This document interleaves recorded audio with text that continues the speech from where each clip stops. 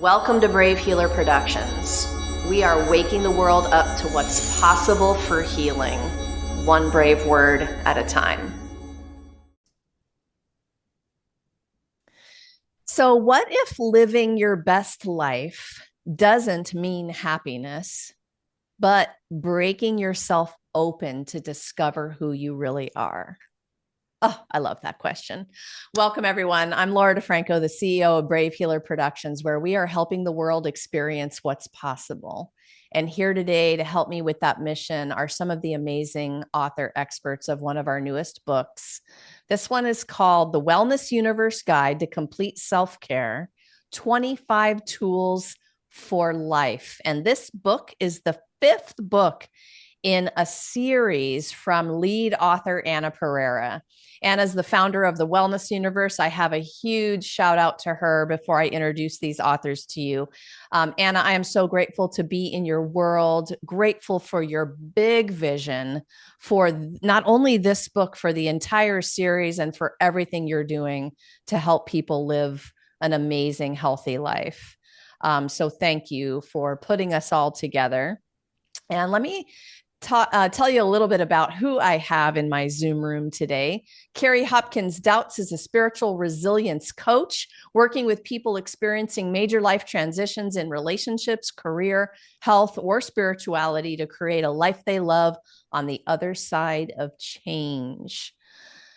I have Lisa Bontasumi with me. She's a licensed clinical social worker and certified mental performance consultant specializing in sports psychology, mental health, and performance optimization for athletes and high achievers.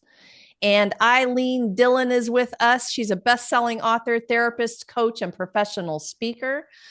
She's a developer of a new way to work with emotions, which allows emotions to serve us as they are designed to do, so we can co-create amazing lives. Ladies, welcome. I am excited to talk to you today. Lisa, I'm going to start with you. Would you take a minute to introduce your chapter and tell us the why behind it? Thanks, Laura. I'm happy to be here with you, Eileen, and Carrie, and your audience. So, my chapter is chapter 6 in this amazing book. Confidence is a mental skill that can be developed. Train your brain like a professional athlete. That's my title. And my why, gosh. So, in a nutshell, my why is I want to be the person that I wish I had when I was going through my athletic experience struggling with mental health and performance. So much so that I put that experience away and tucked it away because it was too traumatic really to talk about. And like I just didn't Wow. know how to process it, right? It's like having an injury, losing yourself, losing half of yourself, because I wasn't taught to be anything else but a student and an athlete. And so I have made it my life's work and mission to understand the mental health of athletes, their identities, and come to find out, lo and behold, the universe works in interesting ways. My daughter is a high performing student athlete. She's high performing in the classroom. She's high performing on the field. Her sport is softball. And so she actually helped me get back in touch with that athlete identity and start to do the work that I needed to do to heal so that I can help her and others. And so I it's it's my healing to do healing, if that makes sense. And so it's important for me to do that in the communities that I get the opportunity and privilege to work with. And so, that's the why Laura, and so Carrie and Eileen, we could all talk forever about our whys, but I will leave it at that for now and just inspired by all the students and athletes and professional athletes that I have the honor to get to work with. I'm excited about this topic, and I hope all the athlete parents hear this interview and just what you said just now.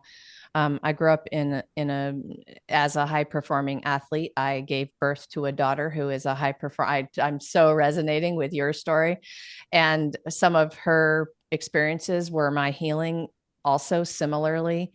And there is an entire self development in being an athlete and everything that everyone has to go through.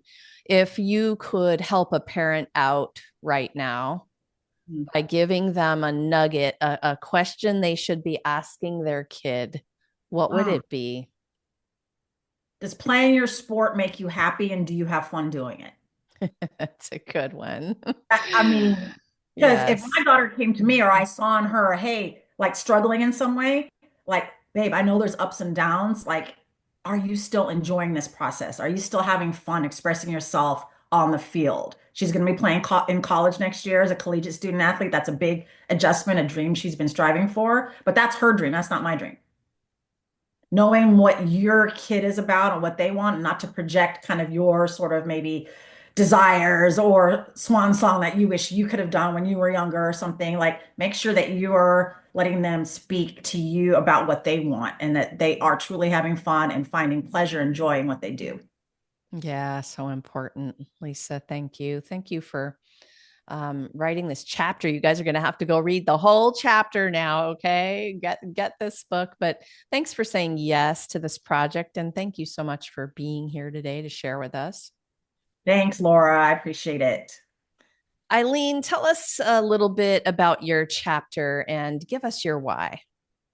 Okay, I just want to comment about what the two of you have been talking about because I'm currently creating a course for parents who are concerned about their children either getting depressed or becoming suicidal that involves teaching the parent how to work with anger, which is what that's all about, and then teach to the child and change the framework or the atmosphere of the family, hopefully for generations. So I really want to appreciate the fact that both of you are focusing on partnering with your children, which is really, really important. They partner with us, we partner with them.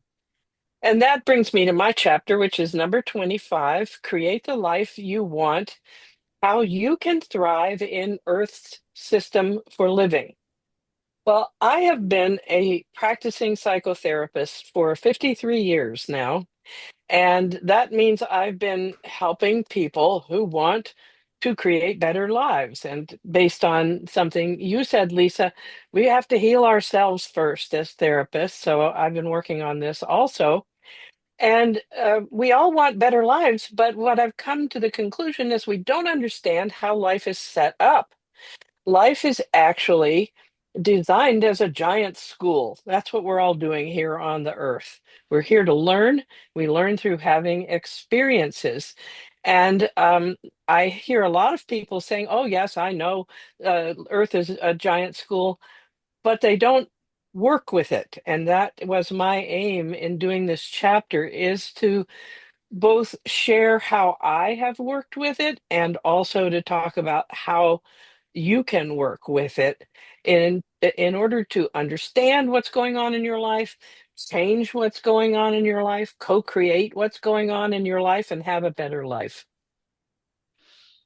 Oh, Eileen, where do we start with this amazing topic? Like well, Lisa said it too, like we could be here for hours on any one of y'all's topics. Like they're fabulous. They're deep.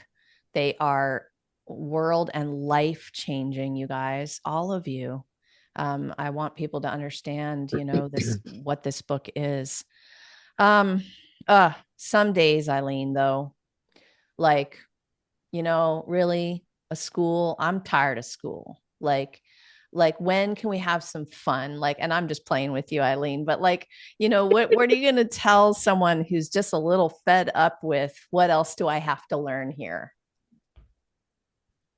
Well, at the age I have now achieved, I could say that, you know, and what I usually tell people, and not everybody's happy with it, is too bad. You're in a school. And the sooner you accept that and embrace the learning that comes up with your experience, the easier life becomes. And so I know we have negative ideas about school, some of us from our early life experiences, but this isn't a you know, situations occur, things come up. We have to deal with them anyway. What about having a system that helps you deal with them in such a way that you can actually get finished with them, that you can actually go to new places, that you can actually open up room for love and joy and fun? Instead of Yeah. most of us repeat and repeat and repeat the same old stuff. Yes. Good answer that I knew you would give us with my playing with you, because I think I want to rewind to something you said I think is so important, because, and all of you today are going to talk about variations of awareness. And Eileen was saying, well, too bad, because that is what it is. But what if you had the awareness and you could move through a little faster? You weren't getting stopped up because you're frustrated with another life happening. So I love that, Eileen. And as always, thank you for what you do in the world and for being here to share, and for being in how many of these books have you been in the series? 4. Yes. Thank you for that. Appreciate you. This is 5, right? This is That would book. mean 4. I, Yeah, this I, is I book 5. couldn't relate to the goddess. Okay, fair My enough. self-esteem didn't take me there. Awesome. Well, okay. That's fair. All right, Carrie, I'm going to come over to you. Tell me, introduce your chapter a little bit and tell me a little bit about your why. Great. Yeah. Thank you for this time with all you guys. I'm really excited to talk about this chapter. It's chapter 19, Rising Strong, How Spiritual Resilience Promotes Post-Traumatic Growth. So, look, we all have situations in our lives where we get knocked down. And my why for writing this particular chapter, like you, Eileen, I've been in, I think this is my third of the books. And the first book that I started working with the Wellness Universe, my husband just died suddenly the week the chapter was due. Oh my gosh. Yeah, it was like talk about awareness, just kind of this slap in the face. I had kind of written my chapter and I wrote to Laura and Anna. I said, no, this is not my chapter. I need to rewrite this. So from that very raw place, I wrote the first chapter, and it was really about grief and loss. And I happen to be a grief coach and grief counselor. And yet at the same time, walking through my own experience of losing my life partner was something just extraordinary. So my why of really talking about this is people, you don't get to be my age without losing, with losing important people, important experiences, jobs, all kinds of things. So the second chapter that I wrote also was in line with the same theme of grief and loss. And this third chapter is recently, I would say in the last 6 months or so, probably a year to 6 months, I started calling myself a spiritual resilience coach instead of a grief coach, because that was the direction that I was heading.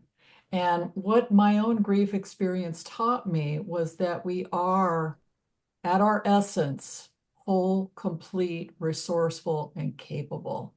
And if we can remember ourselves into those soul qualities that are in everyone, it really will help us take what's kind of a really devastating experience and learn from it and grow from it. So that's my why.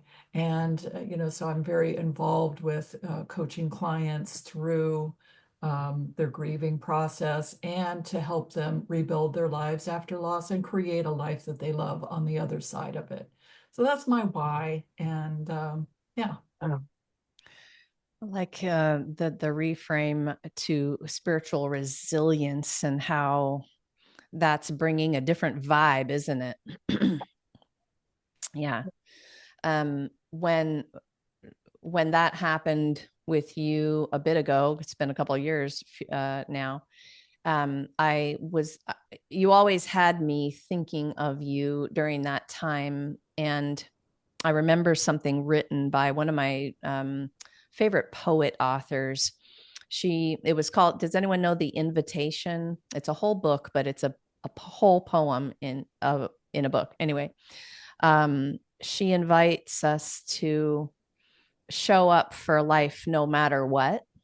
Mm. And when that was going on with you, I was like, wow, okay, Carrie's like being a living example of I can do this if I choose to do this, and I can do this no matter what happens, right? Like that was a pretty huge thing to happen. So I so appreciate you and all of the ways you've helped other people just by showing up no matter what was happening in your life.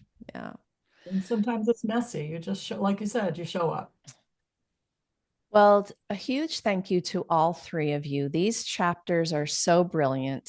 Our readers are going to enjoy your beautiful, vulnerable stories. And then you step up as the master teachers you are, and you're teaching them a practical tool in the second part of these beautiful chapters. And you all coach all day long. So you're really good at this, but it's getting that in black and white in a book in a way that the reader gets that experience is pretty badass, you guys. So thank you for doing that so brilliantly. This book is such a gift to our readers. Eileen, I'm going to come to you with this next question, which has a little bit of um, a quote, an explanation. But have y'all heard the quote, if all you have is a hammer, everything looks like a nail? A nail. Yeah.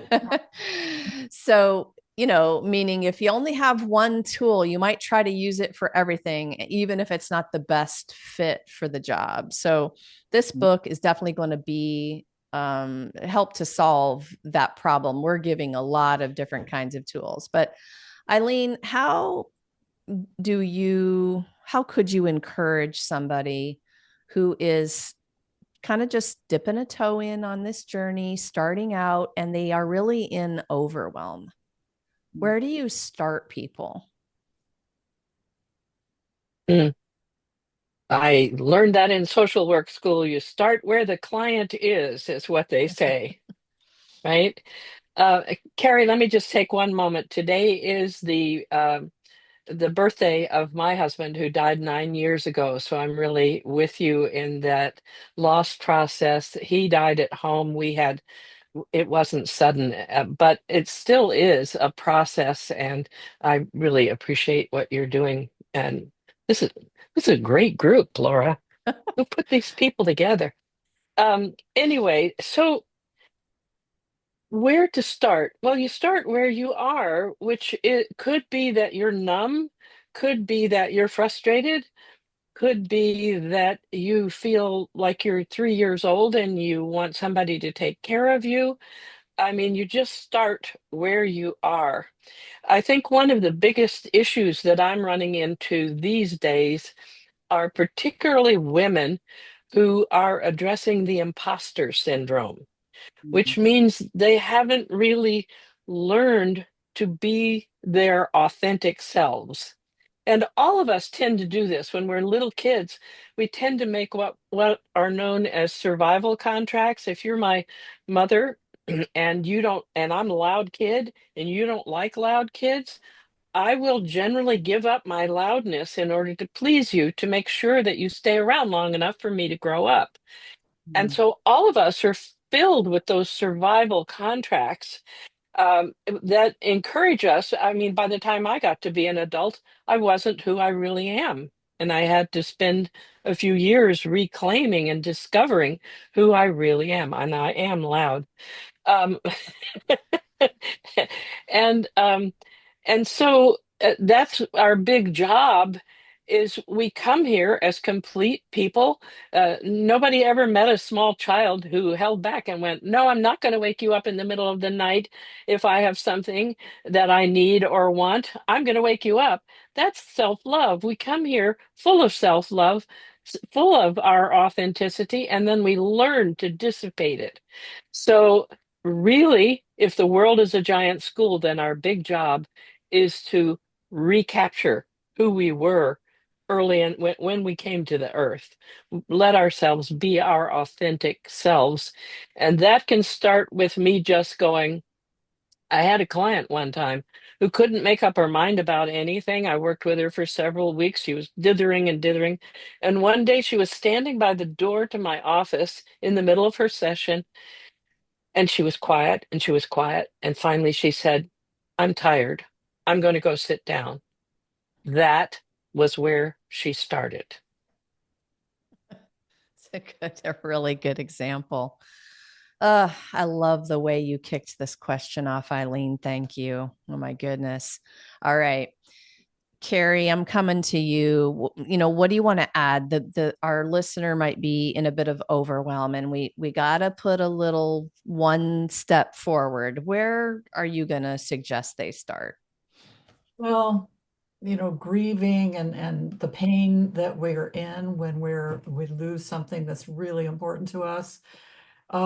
It's really important, I believe, to get the right kind of support when you're grieving, because typically, if we're left to our own devices, we're going to do the things that cope with our pain. We're going to distance it. We're going to avoid it. We're going to marginalize it. We're going to avoid it as best we can, because that's our biology. We're sort of wired to avoid pain. Think about a hot stove. You don't leave your hand on that because the pain tells you, to take care of yourself. The pain of an emotional loss is telling you the same thing. Take care of yourself.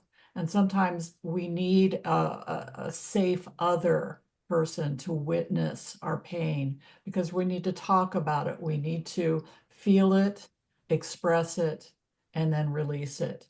And sometimes people don't have that safe person in their lives, whether it's lack of resources or just the lack of energy to even reach out. So I created and put in this chapter a tool for those of you who just want to do this work on your own. It's a journaling tool.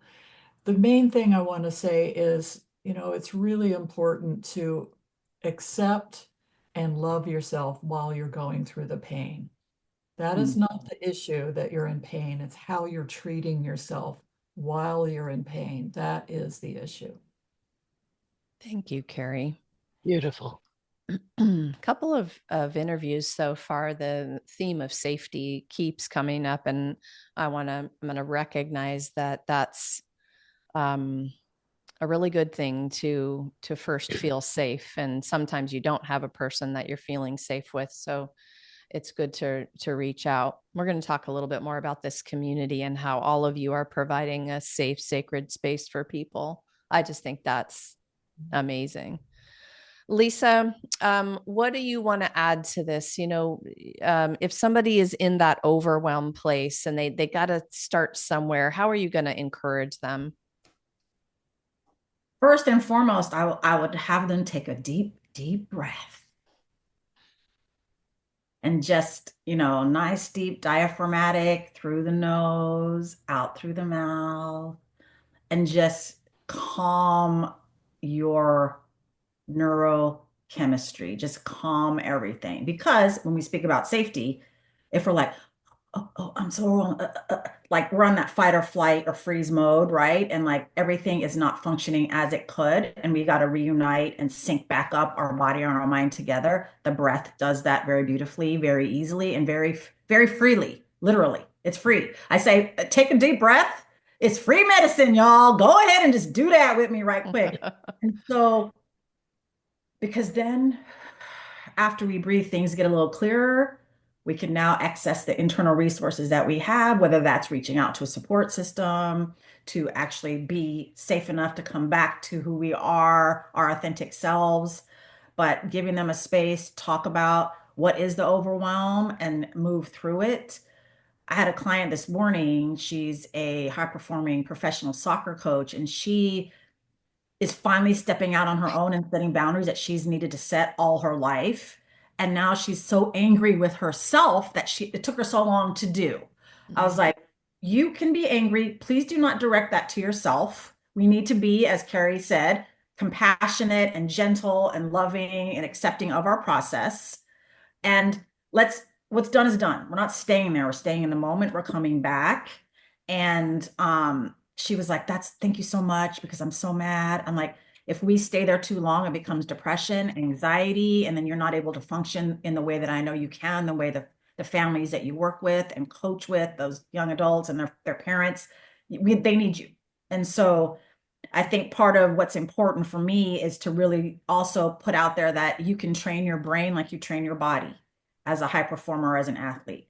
It's the same. Physical health and mental health should be synonymous in every conversation. Mental performance, physical performance. Just like we all have a doctor gets wellness checks, we have to go in there and get our annual. Why not do that for our mental health as well? Why not understand that you actually can impact how you perform in your area, whether it's I have a chef, I have athletes, I have C-suite executives, I have military professionals. So all in that sort of almost life or death, fight or flight moment, to know how to regulate your heart rate, know how to regulate calm and being in the moment is really what this is about. And to realize that, pulling from Eileen, where you're at is exactly where you need to be. Like, accept that, celebrate that, lean into it, and know whatever adverse or uncomfortable emotions you have, you won't be there forever. Those are temporary too. And it's an opportunity for you to learn about how you work.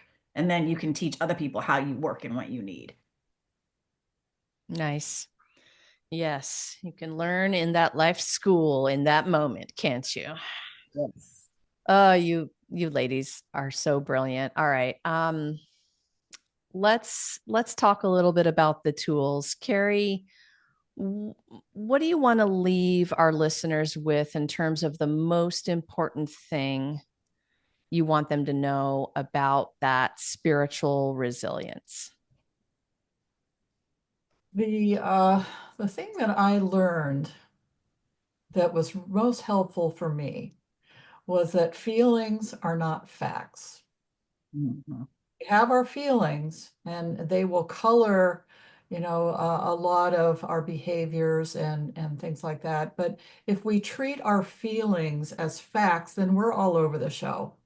We're up, we're down, we're sideways, and typically that's not really where the authentic self resides. Yes, we have a thought, we have a feeling, and we have a behavior to match it. And the most important thing I would share with somebody is beyond the feelings, beyond the thoughts, beyond your behaviors is that authentic self, the soul essence of who you truly are. And if you can remember yourself into that and remind yourself that at your core, at your essence, you are capable, resourceful, creative, and whole. And remembering yourself into that space, taking a deep breath, as Lisa was sharing, letting go of the hold that our feelings want to drag us into, and just remember ourselves to who we truly are. If you do that, it will help you start to think uh, like you truly are, think your true thoughts, and to take those little baby steps to go forward and create, like I said, a life that you love on the other side of this, having the rug pulled out from under you. So just remember who you truly are. I love that. Thank you so much, Carrie. Remember yourself back into that essence space. We all need reminders, and we need to remember. I think I need to remember about 100 times a day. I don't know about you all, but Oh, like, and just having those reminders and rememberings, I literally have to put them visually in front of my face during the day, or else I will forget to remember, you know. But I love that. Okay, so Lisa, the most important thing, what do you want people to know about training that brain? that it's possible, first and foremost. Just like we can train our body, like a little bit earlier when I was saying, you can build the muscles in your body, build the muscle that is your brain, and that you can actually impact your thoughts and thus your feelings and thus your behaviors, Carrie, right? If we take an active approach to how we think, then everything falls in place. If we wake up one morning and we're like, this day, I feel like I don't even want to start it. Well, then you won't, and it will suck the rest of the day. Like if you wake up like, hey, I kind of, am I sleepy? Like, yes, but here I come, here I go. I'm going to think this is great. My thoughts, this is great. One step at a time. Here I go. I'm going to feel like more energized and engaged. And my behavior will reflect that. And then I get to impact those people around me who also have a feeling to choose. Right. And so I think that for me, it's always, I love seeing the faces of people who actually did not realize that confidence is a mental skill that can be developed. But like, what? I thought that like I'm just born with a certain level of confidence, or it's like in my Mm. DNA or something like that. I'm like, no, you can develop confidence in the way that works for you. And the tool that I talk about is imagery, which is my favorite mental tool of all. It's a step up, in my opinion, from visualization, where we can see something happening for us, see it, and then hopefully it can bring us to the next place. But with imagery, it's all five senses. It's not just visualization. How do you feel emotionally about it? How do you feel physically about it? What do you taste? What you smell? Being able to image what you want your process and then thus an outcome to be in a certain situation will be like, oh dang, I'm training my brain right now. I can do that and check it out. As I do it more and more, I get to be and feel more confident. So the mental tool is the use of imagery, and I bring you in the book to a place of where I'm going to create my own imagery script for my own situation, use that as a tool and a script to train the brain to be able to vividly imagine what you want to experience. Put in a piece of adversity, you're still going to be able to imagine yourself through that experience onto the other side.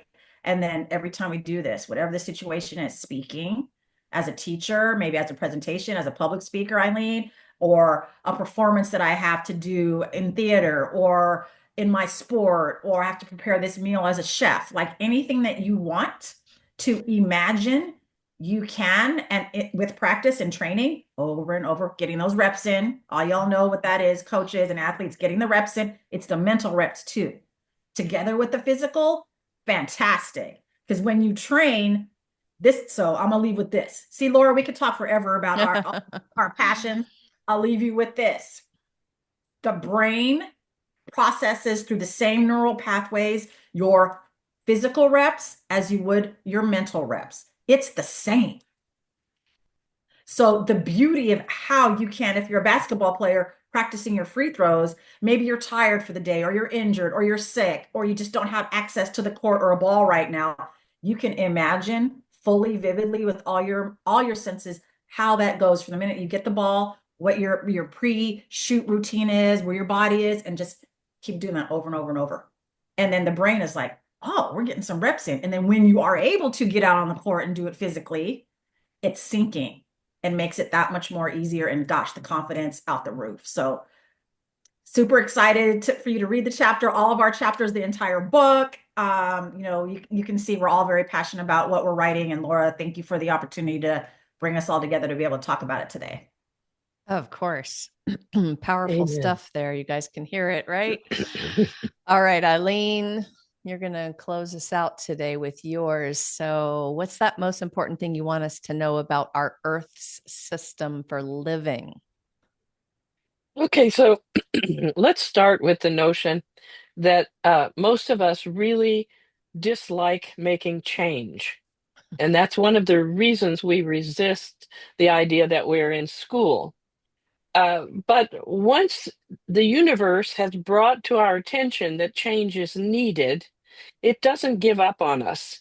As we've been talking here, it increases our pain in that particular area. We marry the same person over and over again in different bodies, for example, a way of having pain.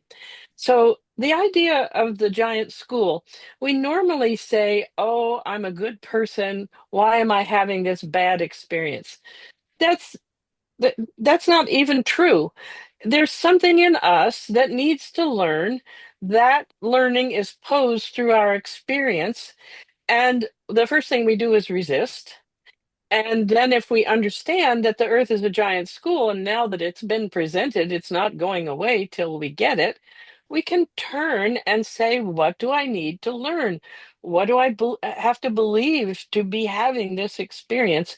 And I can see that I need to change, and I can make the choice to change. And here's the wonderful payoff: the instant we learn the lesson, it's over. It stops repeating. You could have had it repeat in your life for 25 years, but the instant you learn it, it's over. And so that's what I really want to tell people. There's not something wrong with you that you are, or that the universe is giving you bad experiences when you're a good person. We all have these kinds of experiences, and they're very often tailor-made to what we need to learn. As you know, my little dog, who's been my companion for 12 years on the road in my RV, died on Christmas Day this year. And that's not something I ever imagined. It took me by surprise. And it's my learning. And guess what? Learning came from it. I never had been supported in my early life. And now everyone who has talked with me has been supportive of me. That's the learning, because I've been learning to let support in. And that's how this giant school works. And so I encourage everybody, embrace it. You're in school, the more you learn, the fewer lessons you have to learn, the easier it is to learn them, and the more you get to co-create the life you really, really want. Mm, I love it. Eileen, all the love with your little dog Yeah. coming to you. Oh my gosh, those animals have a special place in our hearts, don't they? So, to all three of you again, Eileen, Carrie, Lisa, thank you so much for what you do in the world. And thank you all so much for being here to share it with everyone. You guys, this is way more than a book.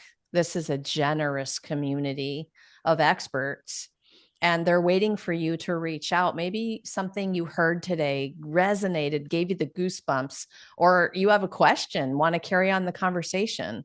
Come on down into the show notes. I have them all hooked up with their websites, their links. You can reach out, and they are going to be there for you to answer that question. Maybe continue the juicy conversations we started today, right? We hope that you'll hop over to Amazon and grab your copy of this amazing book, The Wellness Universe Guide to Complete Self Care 25 Tools for Life. It's ready for you, and you're going to meet all the authors and their beautiful stories and learn some pretty amazing, powerful, practical tools.